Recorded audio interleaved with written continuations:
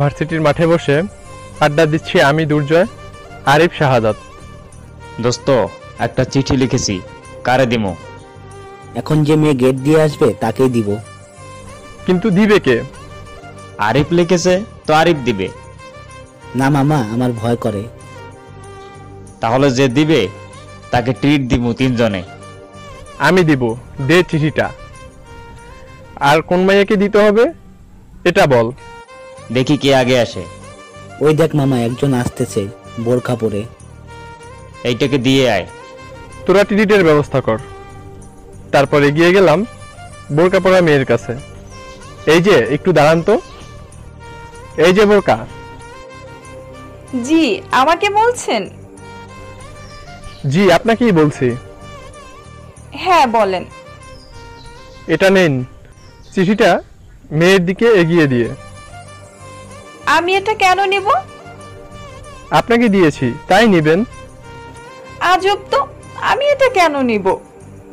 Please নিন। আচ্ছা দেন। চিঠিটা দিলাম। মেয়েটি চিঠিটা খুলে পড়ল। পড়া শেষ হতেই আমার গালের উপর পড়লো দুইটা। আমি তো আবুল হয়ে দুগালে হাত দিয়ে দাঁড়িয়ে আছি। ফাজিল ছেলে, আমি পেতনি? আবার এসব লিখলে থাপ্পড় দিয়ে সব দাঁত ফেলে দিব। বলেই মেয়েটা হন হন করে চলে গেল। পিছনে তাকিয়ে দেখি হারামি বন্ধুগুলা হাসাহাসি করতেছে। আমি তাদের কাছে গিয়ে বললাম, মামা কিছুই তো বুঝলাম না, কি লিখছস? চিঠিতে লিখেছি, এই চিঠিটা যে পড়বে সে একটা ফাজিল মাইয়া, সে একটা পেতনি। কি তোরা আমার সাথে জেনে শুনে এমনটা করতে পারলি? আমরা কিছু জানি না দোস্ত, তুই যাওয়ার পর আরিফ বলেছে। দোস্ত, আমি জাস্ট মজা করছি। এই মাইয়া যে যত কিছু করবে এটা বুঝতে পারি নাই। এই মাইয়াটার উচিত শিক্ষা দিব। তোদের কিছু করা লাগবে না, যা করার আমিই করব। তারপর ক্লাসে এসেই দেখি এই বোরকা পরা মেয়ে ক্লাসে আমার বন্ধু মিলির পাশে বসে আছে। তারপর ক্লাসে স্যার আসে। ক্লাস করে মিলিকে ডেকে ক্লাসের বাইরে নিয়ে আসলাম। কি রে, তোর আবার কি হলো? তোর পাশে যে মেয়েটি বসছে ওর নাম কি রে? কেন, পছন্দ হয়েছে নাকি? তুই সবসময় এক লাইন বেশিই বুঝিস। আর আমি পছন্দ করবো এই বজ্জাত মেয়েকে? কেন, কি হয়েছে? আগের সব ঘটনা বললাম। ও, এই খবর? ওর নাম নীলা, গতকাল ভর্তি হয়েছে। বাসা কোথায়? ভার্সিটির পাশেই। ও আচ্ছা, ঠিক আছে। তারপর ক্লাস করে বাসায় এসেই ঘুম।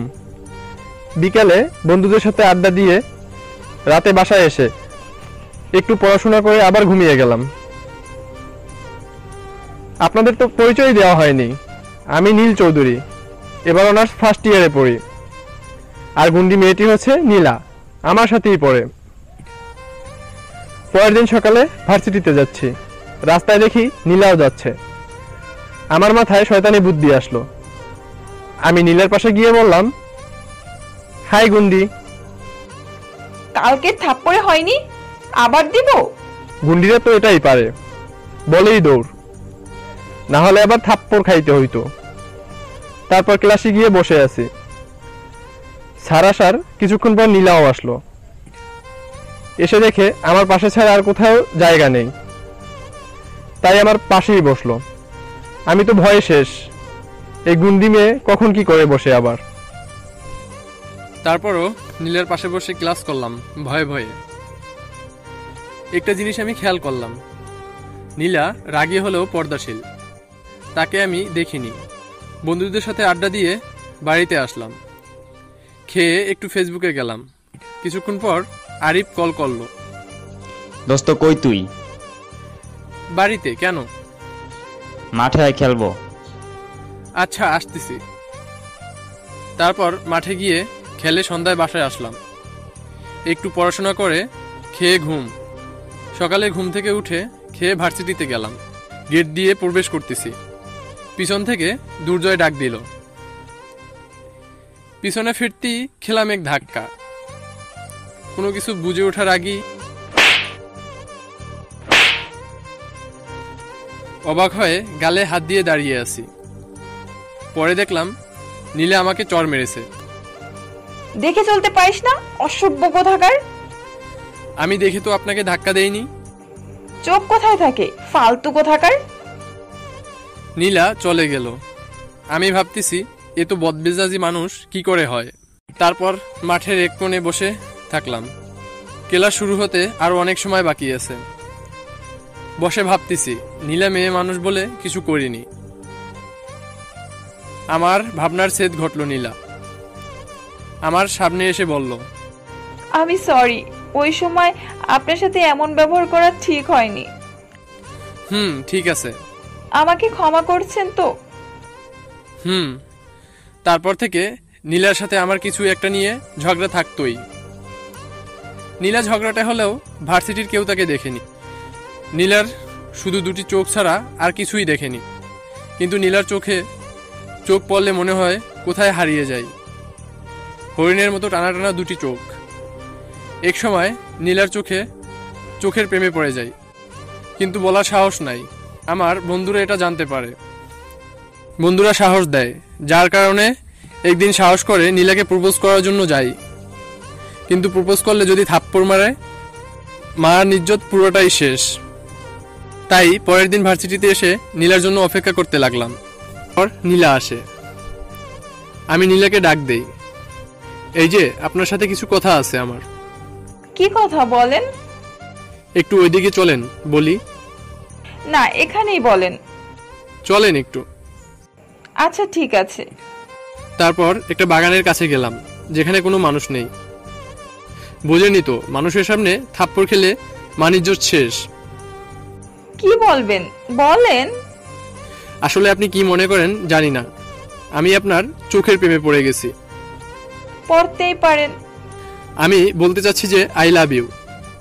চোখ বন্ধ করে বললাম থাপ্পড়ের ভয়ে।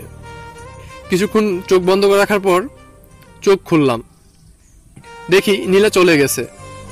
আমিও চলে আসলাম, কিন্তু কিছুই বুঝলাম না, কিছুই বলল না কেন। আসার পরেই বন্ধুরা শুরু করে দিয়েছে। কিরে মামা, কাজ হয়েছে? ঘটনা সব বললাম। হয়ে যাবে দোস্ত, টেনশন করিস না। মনে হয় না রে। তারপর ক্লাস না করেই চলে আসলাম বাড়িতে। পরদিন একটু আগেই চলে গেলাম ভার্সিটিতে। কিছুক্ষণ পর আরিফ এসে বলল, মামা একটা কাজ করে দে না। কি কাজ বল। চিঠিটা একটু এসাকে দিয়ে আসা লাগে। এটা কোনো ব্যাপার হলো? তারপর এশার কাছে গিয়ে বললাম, এশা একটু শোনো। হ্যাঁ বলো। এশার বাসা আমাদের বাসার পাশেই, তাই পরিচিত। এই নাও, আরিফ তোমাকে এটা দিয়েছে, চিঠিটা দিয়ে। ওকে, আচ্ছা আমি যাই। ঠিক আছে। তারপর আরিফের কাছে আসতেছিলাম, নীলা আমার কাছে এসেই আবার কি করলাম। কাল আমাকে প্রপোজ করে আজ আবার অন্যটাকে। আপনি যা ভাবছেন আসলে তা নয়। চুপ, আপনাদের মতো লোকদের আমার ভালো করে চেনা আছে। বলেই চলে গেল নীলা। আমিও আরিফের কাছে চলে গেলাম। রে ওদিকে কি হইলো? সব বললাম। ও তাইলে এই ব্যাপার না? তারপর আমি বাসায় গিয়ে রুমের দরজা বন্ধ করে শুয়ে থাকি। বিকালে আরিফ কল দেয়। কিরে কই তুই? বাড়িতে। হ্যাঁ, খেলা তো শুরু হয়ে গেছে। না রে দোস্ত, ভালো লাগতেছে না। তাহলে থাক, বাসায় থাক, রেস্ট কর। তারপর 2 দিন ভার্সিটিতে যাইনি। একদিন রাতে শুয়ে আছি, আমার ফোনে একটা অচেনা নাম্বার থেকে কল আসে। কল রিসিভ করার পর, ওই কুত্তা, কই তুই? কে আপনি? কি সব আবল তাবল বলতেছেন? কণ্ঠ শুনে বুঝলাম মেয়ে। আমি তোর জম। তুই 2 দিন ধরে ভার্সিটিতে আসিস না কেন? আপনাকে কেন বলবো? আর কে আপনি? কাল সকাল 10টায় কলেজের সামনে পার্কটাতে থাকবি, না আসলে খবর আছে। আমি কিছু বলার আগেই কল কেটে দেয়। তারপর রাতে খেয়ে ঘুমিয়ে পড়ি। সকালে ঘুম থেকে উঠে ভার্সিটিতে যাব, এমন সময় মনে হলো রাতের কলের কথা। তাই রেডি হয়ে গেলাম ওই মেয়ের বলা ঠিকানায়। গিয়ে দেখি একটা মেয়ে বসে আছে। আমি একটু কাছে গিয়ে বুঝতে পারলাম এটা নীলা। আমি তো ভয়ে শেষ, এই মেয়ে এখানে কি করে? নীলা আমাকে দেখা মাত্রই বলল। তুই আসছো? আর নীলার কথা শুনেই বুঝতে পারলাম নীলাই আমাকে কাল রাতে কল দিয়েছিল। এখানে এসে বস। সাহস করে গিয়ে বসে আর বললাম, কিসের জন্য ডেকেছিলে? ওই দিনের জন্য সরি। হুম। আমি রাজি। কিসের রাজি? বুঝো না? না, বুঝিনি তো। এখন কিন্তু রাগ হচ্ছে, বুঝো না বুঝার ভান ধরো। সত্যি বুঝিনি। নীলা ধাপ করে আমার কলার ধরে বলল, কুত্তা, ওই দিন বাগানে কি বলছিলি? ও বুঝছি। খুশি হয়ে বললাম, কিন্তু ওই দিন ক্যাম্পাসে যে বললা। আরিফ ভাই আমাকে সব বলেছে। ও, ওইদিকে ফিরে বসো তো। কেন? আমি বলছি তাই, পিছনে তাকাবে না। অন্য পাশে ফিরে তাকালাম। এবার এদিকে তাকাও। আমি নীলার দিকে তাকিয়ে তো চোখ কপালে উঠে গেল। নীলা এই প্রথম মুখোশ খুলছে। মানুষে তো সুন্দর হয় কি করে? আমি এক দৃষ্টিতে তাকিয়ে আছি নীলার দিকে। এই যে কি দেখো এমন করে? পরি দেখি। নীলা একেবারে আমার কাছে এসে বসে আমার হাত ধরল। তখন আমার ঘোর কাটলো। তোমার কাঁধে মাথা রাখতে পারি? কখনো আমাকে ছেড়ে চলে যাবে না তো? নীলা আমার কাঁধে মাথা রেখে বলল, কখনো না। নীলা আমার কাঁধে মাথা রেখে বসে আছে।